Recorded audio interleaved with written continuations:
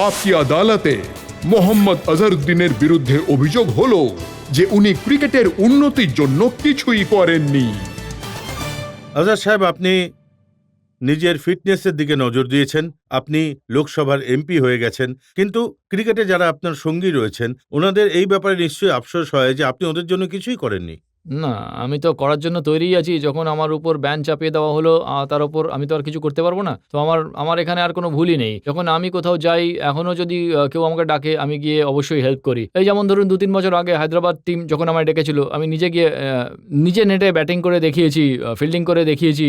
তো এটা ভুল কথা। আমি মনে করি এটা ভুল একটা অভিযোগ। বাট যতটা করা উচিত ছিল আমি ততটা হয়তো করতে পারিনি, কারণ কিছু কনস্ট্রেন্ট রয়েছে। অনেক সময় সেটা তো আমার এরকম হাতের বাইরে। সিচুয়েশন হয় যেখানে আপনি কমেন্ট করতে পারেন, যেমন সৌরভ গাঙ্গুলিকে যেভাবে টিম থেকে বাইরে বের করে দেওয়া হলো, ওনার হয়তো আশা ছিল আজহার ওনার পাশে দাঁড়াবেন, ওনার পক্ষে কিছু বলবেন। আমি বলেছি, যখন বাইরে বার করে দেওয়া হলো, আমি ওনার ব্যাপারে কমেন্ট করে বলেছি যে এত ভালো ক্যাপ্টেন্সি করলো, আর ওনার যে রেকর্ড রয়েছে, আমার রেকর্ড যে ব্রেক করেছেন, আর আমার থেকে অনেক ভালো ক্যাপ্টেন্সি করেছেন। তো আমি অলওয়েজ প্রতিবার ওনার ব্যাপারে প্রশংসা করেছি। আর যেভাবে টিমের বাইরে বের করে দেওয়া হলো ওনাকে, আমি মনে করি সেটা একেবারেই ভুল। জানি না ইন্টারনাল কি ব্যাপার হয়েছিল। আর লোকজন বলছেন যে গ্রেগ চ্যাপেল মিডিয়ার সামনে কথা বলছে না, প্লেয়াররা কেউ কোনো কথা বলছে না, বাট ও আলাদা করে আমাকে ফোন করতো। তো আমি এই পর্যন্ত জানি, এরপর কি হয়েছে আমার জানা নেই। তাই আমি এই ব্যাপারে আর বেশি কিছু বলতে পারবো না। তবে এটাই বলবো, সৌরভের সঙ্গে যেটা হয়েছে সেটা হওয়া উচিত ছিল না। আর রাহুল দ্রাবিড় তো নিজে থেকেই ক্যাপ্টেন্সি ছেড়ে দিয়েছিল। আপনার কি সত্যি মনে হয় ও নিজে থেকে ছেড়ে দিয়েছে, নাকি এমন সিচুয়েশন তৈরি করা হয়েছিল ছাড়তে বাধ্য না, হয়েছে? আমি মনে করি মানুষ যদি এরকম সার্কামস্টান্সেসে পড়েও, আপনি যদি নিজে স্ট্রং থাকেন, আপনার নিজের যদি সেলফ বিলিফ থাকে, তাহলে আপনি প্রতিটা সিচুয়েশনে ফাইট আউট করতে পারবেন। এই যেমন আমি 92-তে আপনি বলেছিলেন, আমি নিজের প্রশংসা করছি না। যখন 91 আর 92-তে খুবই ডিফিকাল্ট স্টেজ ছিল ক্যাপ্টেন্সি করার, তো আমি যখন 92-তে সাউথ আফ্রিকার পর এলাম, তো আমি ক্যাপ্টেন্সি ছেড়ে দিইনি।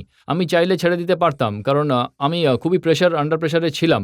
বাট যখন আমি এলাম, যখন ক্যাপ্টেন্সি, যখন আবার আমায় ক্যাপ্টেন করা হলো, যখন একটা টেস্ট আর একটা ওয়ানডের জন্য বানানো হলো, তিন ওয়ানডে, দুটো ওয়ানডে আর একটা টেস্টের জন্য বানানো হলো, আমি ওখানে কখনোই শক করবো না যে আমি ছেড়ে দিই, না আমি ক্যাপ্টেন্সি করবো না, আমি কিন্তু খেলবো। বাট নিজের মধ্যে যদি আপনার সেলফ বিলিফ থাকে, আপনি ভালো কিছু যদি করতে পারবেন, তো আমি মনে করি করা উচিত। আর রাহুল দ্রাবিড়ের করা উচিত ছিল, যতদূর আমার মনে হয়, আমার ভাবনা। ওই সময় এই কথাটা উঠতো যখন আপনি খেলতেন, সচিন যখন ক্যাপ্টেন হয়েছেন তখন আপনি পারফর্ম করেননি, আপনি ইচ্ছে করে আন্ডার পারফর্ম করেছেন। না, এটা একেবারে ভুল কথা।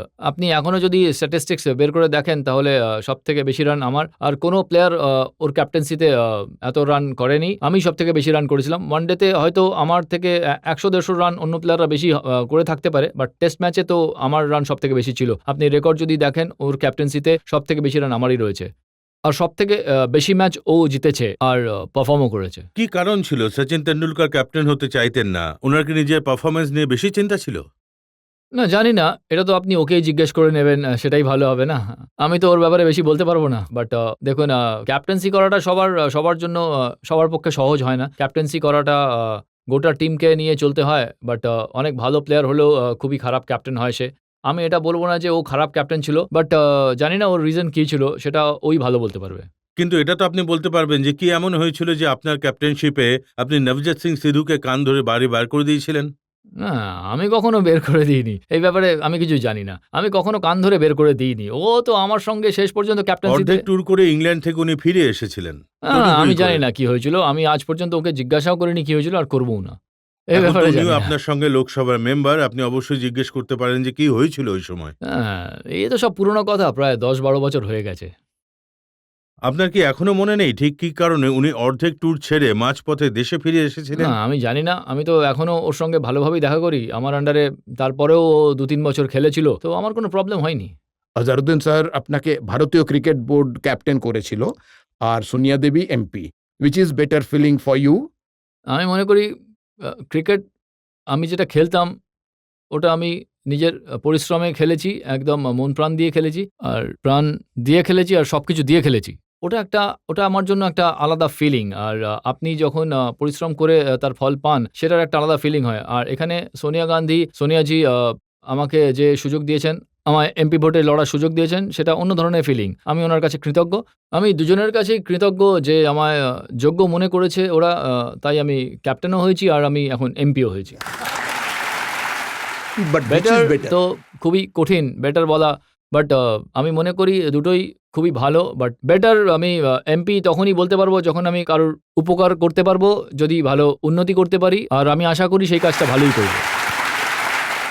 এখন ইংল্যান্ডে ওয়ার্ল্ড কাপ হচ্ছে, তো এমন কোন টিম রয়েছে যাকে আপনি ফেভারিট বলবেন? আমি মনে করি ইন্ডিয়ান টিম খুবই ফেভারিট, কারণ ভালো ব্যালেন্স রয়েছে, ভালো প্লেয়ার রয়েছে, আর ফর্ম রয়েছে। আর 2007-এ যে টিম খেলেছিল তার থেকে খুব বেশি পরিবর্তনও হয়নি, একই প্লেয়ার রয়েছে, এক দুজন এদিক ওদিক হয়েছে খালি, বাট একই প্লেয়ার রয়েছে। তো আমার মনে হয়, আমি আশা করছি আমাদের টিমই জিতুক, আর টাইটেল ডিফেন্ড করা এত সহজ কাজ নয়। তবে নিজের উপর কোনো প্রেশার না নিয়ে যদি আপনি খেলেন, নিজেদের ন্যাচারাল গেমটা যদি কেউ খেলে, তো আমি মনে করি আমরা আবার কাপ জিততে পারি। বাট এখন ইংল্যান্ডে যে কন্ডিশন হবে সেটা কিছুটা আলাদাই হবে। জানি না এখন ম্যাচ যেদিন হবে বলতে পারবেন না আপনি, কারণ ইংল্যান্ডের ওয়েদার এতটাই আনসার্টেন থাকে, হয়তো 200 রানের জায়গায় 130, 140, 150 রানও হতে পারে। তো আমি মনে করি খেলাটা খুবই কম্পিটিটিভ হবে। চলুন, আশা করি আপনার কথা মিলে যাক আর ইন্ডিয়ান টিম আবার জিতে ফিরুক। শেষবার যারা প্রশ্ন করতে চান। স্যার, আমি আপনাকে এটা জিজ্ঞেস করব যে ধোনি আর সৌরভ গাঙ্গুলির মধ্যে আপনার কাকে বেশি ভালো ক্যাপ্টেন বলে মনে হয়? দেখুন, দুজনেই আলাদা ধরনের একটা ক্যাপ্টেন। ধোনি এক ধরনের ক্যাপ্টেন, আর সৌরভ গাঙ্গুলি এক ধরনের ক্যাপ্টেন। তো সৌরভ গাঙ্গুলি যখন 2000 সালে ক্যাপ্টেন ছিল, তো টিম একেবারেই আলাদা ছিল, আর ক্রিকেটও একটু আলাদা ছিল। আর ধোনি যখন ক্যাপ্টেন হলো তখন ক্রিকেট আরও একটু আলাদা ধরনের হলো। তো আমি মনে করি এখানে কম্প্যারিজন কখনো কোনো প্লেয়ারকে কম্পেয়ার করার ব্যাপারে আমি ফেভার করি না আর কি, কারণ ডিফারেন্ট ইরাতে ডিফারেন্ট প্লেয়ার তৈরি হয় আর ডিফারেন্ট কন্ডিশন থাকে। তো আমার মনে হয় দুজনেই নিজের জায়গায় খুবই ভালো, এবং ধোনি এখনও এগিয়ে যাবে, আর আমার মনে হয় আরও 3-4 বছর পর জানা যাবে ও কতটা ভালো ক্যাপ্টেন। এখন আপনি এমন জায়গায় এসে গেছেন, মানে সংসদে, যেখানে রাজনীতিকে খেলা বানিয়ে দেওয়া হয়েছে। তো এইরকম জায়গা তো আপনি শীর্ষে উঠে যাবেন, আপনার কি মনে হয়? না, এখানে তো আমি ভালো রাজনীতি করতে এসেছি। আপনি কখনো এমন ভাববেন না যে একটা টিমে যদি একজন খেলোয়াড় খারাপ হয় তার মানে 10 জন খেলোয়াড়ই খারাপ হবে। আমার মনে হয় যে আমি এখানে ভালো ফল করব, কারণ যারা ইয়াংস্টার্স রয়েছে, যুব প্রজন্ম রয়েছে, আমার থেকে বেশি আছে পার্লামেন্টে। আর আমি মনে করি যুবকরা, আপনারাও অনেক ইয়াং ব্যক্তিদের ভোট দিয়েছেন, আর এটা আপনারা খুব ভালো করেই জানেন যে কে ভালো আর কে খারাপ। তো আমি আপনার কাছেও এটা আশা করব যে আপনিও একজন ভালো নেতাকে বেছে নিন, এটা খুবই ইম্পর্টেন্ট। সবচেয়ে বেশি ফিটনেসের ঘাটতি থাকে, যেটা আমরা পার্লামেন্টে দেখি, যেখানে মানুষের পেট, মানুষের পা দেখে বোঝা যায়। তো আপনি কি চেষ্টা করবেন যারা ফেলো এমপিরা রয়েছেন তাদের কিছু শেখাবেন? না, আমায় যদি কেউ জিজ্ঞাসা করে আমি অবশ্যই বলবো, বাট আমি একটা রিপোর্ট পেয়েছি, ওখানে একটা নতুন জিমও তৈরি হয়েছে। তো আমি আশা করছি আমিও গিয়ে দেখব, আর আমার থেকে কেউ যদি ইনপুট নিতে চায়, তো কেউ যদি জানতে চায়, তো আমি অবশ্যই ওনাকে বলবো, কারণ ওখানে অনেক সিনিয়ররাও রয়েছে। আমি একবারই কিছু বললে যদি কিছু ভুল না, ভেবে আপনি বসে, নিজের ফিটনেস দেখে ওনাদের ইন্সপায়ার করতে পারেন। ওনারা যদি ইন্সপায়ার হতে চান তো আমি অবশ্যই ইন্সপায়ার করব।